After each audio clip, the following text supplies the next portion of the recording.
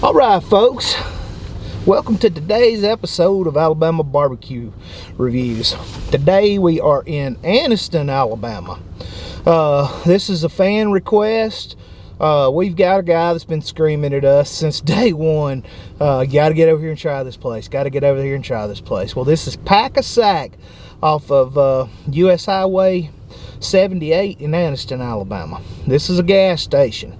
This is literally a hole in the wall. This is out in the middle of absolutely nowhere, seems like.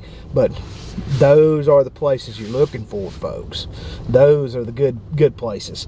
And I really hope that this is a really good place and we get a really good barbecue, because people were very nice, very clean place, 99 score, health score on the wall,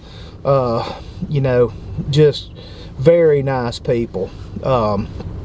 You just can't ask for better service than I got today at Pak-a-Sak. So I'm really rooting for these guys. But let's take a look at what we got. We got your average everyday brown paper sack and aluminum foil. Before we take a look at this thing, let's talk a little bit about scoring. We score on a high school level, 0 being the worst, 100 being the best. A mid-70s barbecue is a good, solid barbecue. That's what you come to Alabama for. You get into the 80s, you're getting into destinations. 90s, you better drop what you're doing and get there, because those places are good. But we do an apples-to-apples comparison. We only do pulled pork, and that's going to wrap up scoring. Let's take a look at this barbecue. Ooh, smells good. Got a good smell, as you can see. As you can see, it's got plenty of bark. They offered me some extra sauce, and I sauced it up in there. So let's take a taste of this meat first. Oh yes, sir. Woohoo! It's good meat, folks. That's really good. It's got good smoke to it. Yeah, that's good meat right there. Well, let's see what it tastes like with the barbecue sauce on it.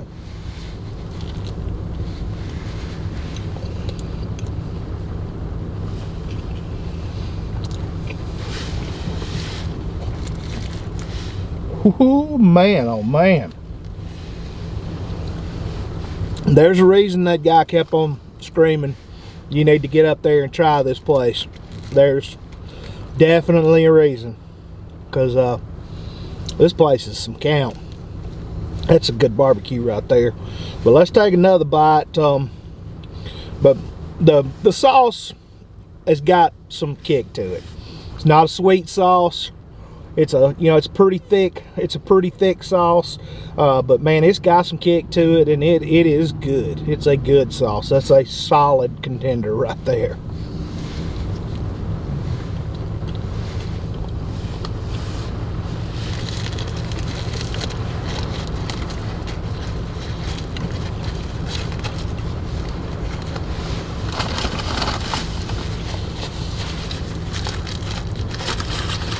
Everything on that sandwich works well. That's a good sandwich. Is it a barbecue destination? I think so, folks.